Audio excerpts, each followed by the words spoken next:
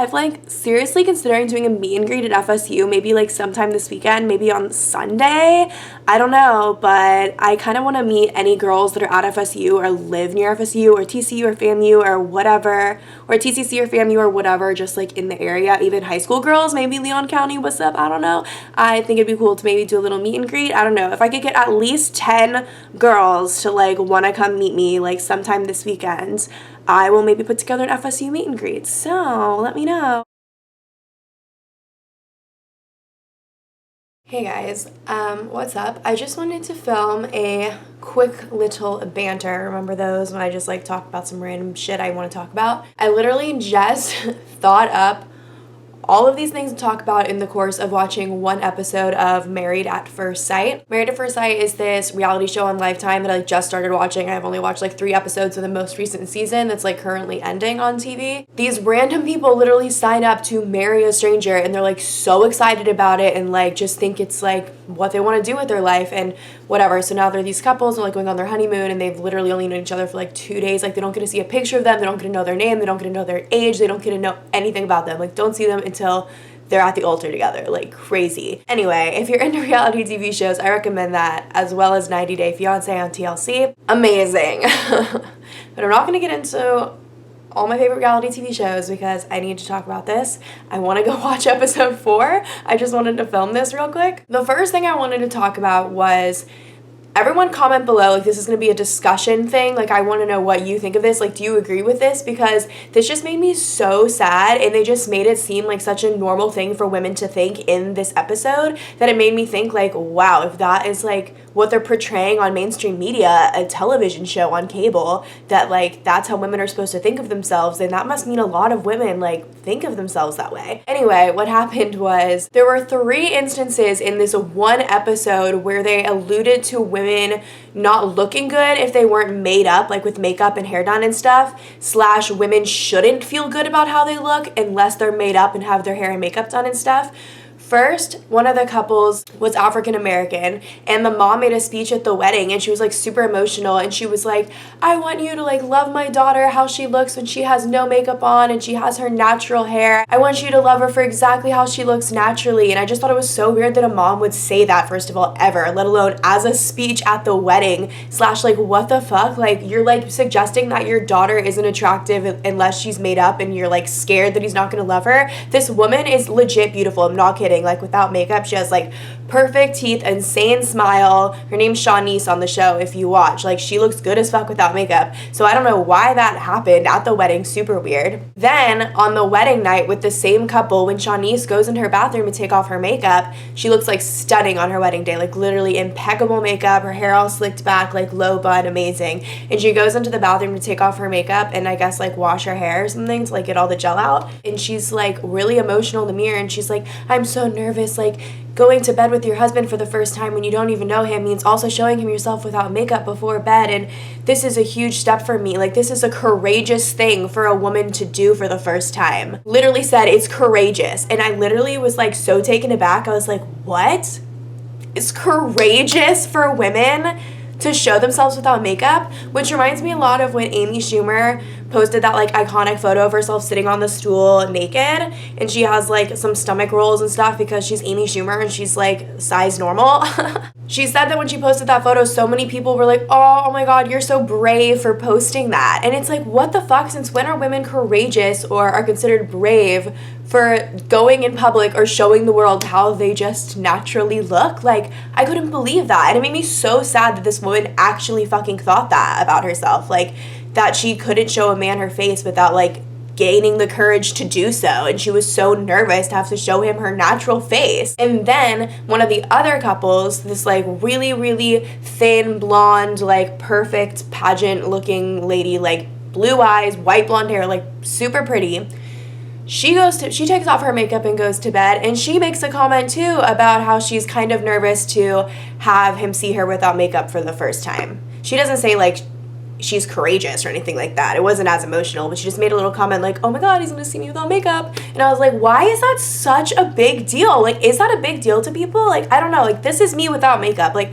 I don't have makeup on in 95% of my videos. Like, y'all know what I look like without makeup. I posted non-makeup pictures on Instagram. Like, I know that I have more confidence and self-esteem than, like, the average girl, I guess. But I don't think I've ever noticed someone without makeup on in public and been like, oh, they look so weird without makeup. I think there's been, like, literally only, like, max 10 instances in my life that I can recall, kind of, where I've been like, yes, this person looks drastically different without makeup. Like, OMG, what the fuck, that's crazy. How can someone transform themselves like that? But for the most part, I think people look fine without makeup. Like, I'm never noticing, like, I definitely can tell that girl doesn't have blush on or whatever the fuck. Like, I don't know. I'm never thinking that. And guys are so, like not thinking of things. They just, like, view you as a whole package, as in, like, fuckable or not fuckable. Like, it's true. I literally had a guy friend tell me that he judges girls on the binary code, which means 0 or 1, which literally just means attractive or not attractive. He's like, all the little flaws and things that you guys think we notice,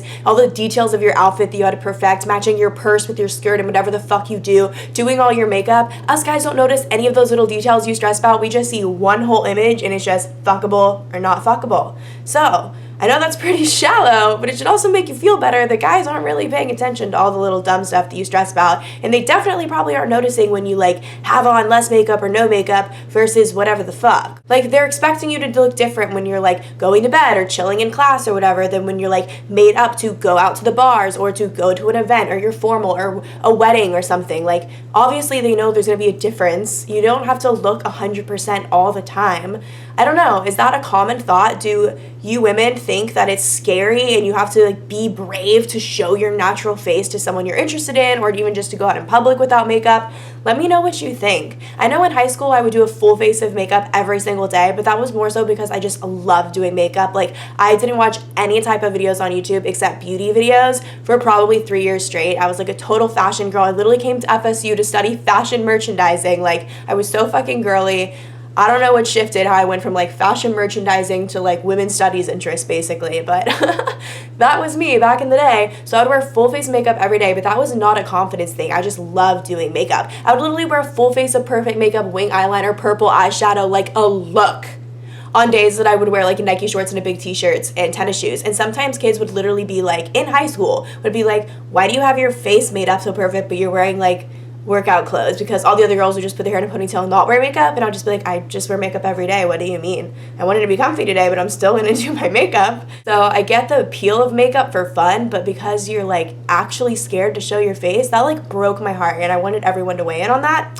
So that was the first thing I wanted to discuss with this banter. Second thing I wanted to discuss, which is just something that I've done once before, and I've recently decided that it's just going to be something I do whenever a guy, like, doesn't want to be with me or breaks up with me or just, like, is too pussy to be in a relationship with me or whatever the fuck it is, because I've seen it all. I don't even, like, throw a hissy fit or get sad or whatever the fuck it is that I'll definitely do in the past and be upset. Never show them that you're upset. Never show them that you're weak. Never. Be strong. Come out the tough bitch. Especially if you're getting broken up with. But this is just what I've done, and I think it's really sly, and it's also how I genuinely feel, because I genuinely, sincerely believe that I'm so fucking awesome and such a good catch for someone, that when someone, for whatever reason, decides they don't want to pursue something with me, I'm literally, like, sad for them. Like, ooh, wow, like, ooh, damn, buddy. Sorry. But what I do, if that ever happens to me or someone doesn't want to pursue things with me anymore, is I'm just like, damn, I'm really sorry you feel that way. And I conclude with, everybody makes mistakes. Oh, I just think it's so clever. Everybody makes mistakes. Or we all make mistakes. It's just a nice little way of saying you're fucking up, bro. But it's okay. We all make mistakes. Remember that. That was just a little piece of girly advice that I'm sharing that with y'all, that that's what I say. And then lastly, I said that I was going to make a whole video on this, but I just thought I'd throw it into this banter, is I wanted to talk about my faults in relationships because I give y'all so much relationship advice. The other day, a girl sent me a DM or commented or something where she told me that, like, I'm her favorite dating coach, and I've never thought of myself as a dating coach. Like, I'm pursuing being a life coach. Like, I'm going to get a life coach certification and pay a fuck ton of money and take a course and, like, do a test and really be a life coach after I graduate. But I've never really thought about being a dating coach, which is, like, what Matthew Hussey is. And I was like, damn, I kind of am a little bit of a dating coach. I feel like I'm a dating and empowerment coach, which I guess those things fall under life, but specifically, those are the things that I talk about. And even though I'm so preachy about what is and isn't right in relationships and what you should put up with and blah, blah, blah, whatever, and I do have a lot of stellar advice, I definitely think you should take my advice, obviously.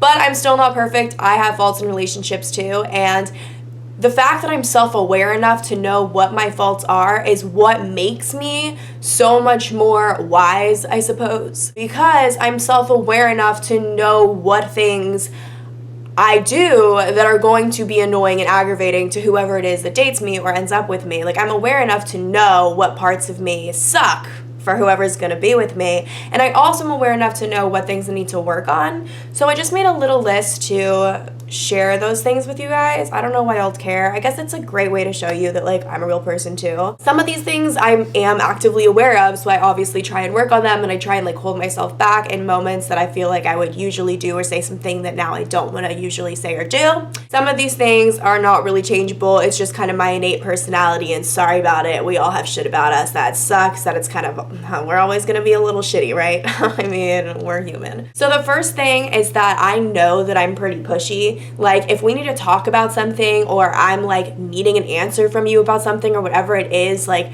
I'm pretty pushy. I'm gonna be pushing you. Like, I want whatever it is that I'm wanting from you, like, sooner rather than later, and I'm probably going to, like, be on your ass a little bit about it, and I don't know. I know that I can just be really pushy about things that aren't necessarily always sometimes things that, like, are deserving of me being so pushy about, but sometimes I'm just like, ugh. I mean, I'm obviously an aggressive person. Like, even just the way I talk to, like, tell a story, it includes, like, 17 different volumes and fucking voices and pitches and screams and fucking whatever the, like, what's wrong with me? So you can only imagine if I'm, like, a little heated or, like, something tense is going on or I'm needing something from you that you're not giving me, I'm gonna fucking...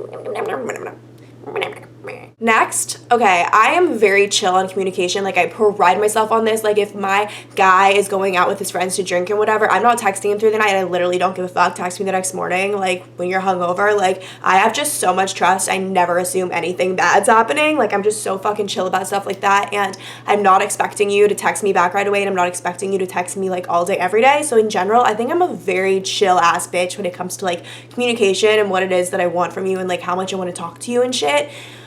But I do want consistent communication. Like, I can definitely get upset if I'm used to you and I speaking, like, every single day, and then you kind of decide to not really talk to me for 3 days or a week or something or whatever the fuck it is, or if I feel you getting distant and you're not being open with me at all about why you're being distant, and I can obviously tell that you're, like, talking to me less than you're used to, whatever the fuck, that annoys the fuck out of me, and I want consistent communication, and I will start a little argument and make a comment and be like, why the fuck you being shady now? Like, why are you not being consistent? Which might be kind of annoying. Like, oh, I can't just fucking not really text you for 2 days? No. When I'm fucking you and I'm giving you my time, you're not allowed to just not talk to me for 2 fucking days. No, sorry. Third thing is my anxiety, and this isn't something I can change, but that just means there are going to be days where I don't really eat any food because I physically can't. It's not because I have an eating disorder or something's wrong with me, it's just because I'm so anxious I literally fucking can't eat. Sometimes those days last weeks, and that's not controllable. Sometimes I'm gonna have anxiety or panic attacks for literally no fucking reason.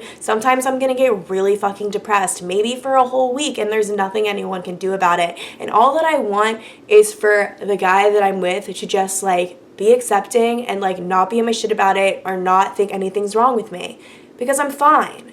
I'm just having a fucking moment because of the lack of serotonin in my brain. Fourth one, this isn't like that big of a flaw, but I'm a rapid fire texter. Like if I am in the middle of a text conversation with you and we're talking about something and I'm thinking about a lot of stuff, like I literally text how I talk. Like I just talk too much, so I text too much and I just have all these ideas and they're coming and coming. Like I will send 10 texts like in 2 minutes instead of just like one text, and usually that's fine. Like a lot of people actually are chill with that, but I've definitely like been talking to guys before that have made it clear that they don't fucking like that. And I'm just like, sorry. And they like definitely think it's annoying as fuck. And I'm just like, ooh, I don't know. It's probably always gonna be like that. So some people really don't like that. But yeah, I don't know. That's why I text. Sorry about it. Number 5, I can be super impatient, especially when I'm in a bad mood. Like if we're out somewhere like at the bar and I'm not feeling it and I want to go and you know I want to go and you keep like drawing out us leaving or something, like I'm gonna start to get really fucking irritated. Like that's just one example, but just I can be really impatient about things, and if I'm already like kind of not in the best mood, like I'm gonna fucking not be okay, which I don't know. I should practice more patience, and that's something I try to work on, and I have actually been very patient lately in situations that I normally wouldn't want to be patient in, and I've been very proud of myself, so I am working on it. Because sometimes some situations just can't be controlled, and if you were in that person's shoes, you would want them to give you the respect of waiting for you and whatever the fuck it is, depending on what it is. So you just kind of gotta be empathetic, and you gotta realize the world doesn't revolve around you, and just take a deep breath and relax and wait it out and be patient. And 6, I don't know if this is like a Taurus trait, but I'm the kind of person who's like so chill that I get like upset about a ton of little things and kind of really work myself up until one thing like is the straw that breaks the camel's back, and then I kind of blow a gasket. And this is very rare. It's probably like once a year minimum, maybe like once every 2 years, where I just like get really upset about something and let it build up, and then one day something else happens that's not related, but it makes me upset enough for me to freak the fuck out about whatever it is that I am upset about, and I will literally like cry and scream for like 5 whole minutes and then like collapse on the floor. I don't know, because I just let it all out of me.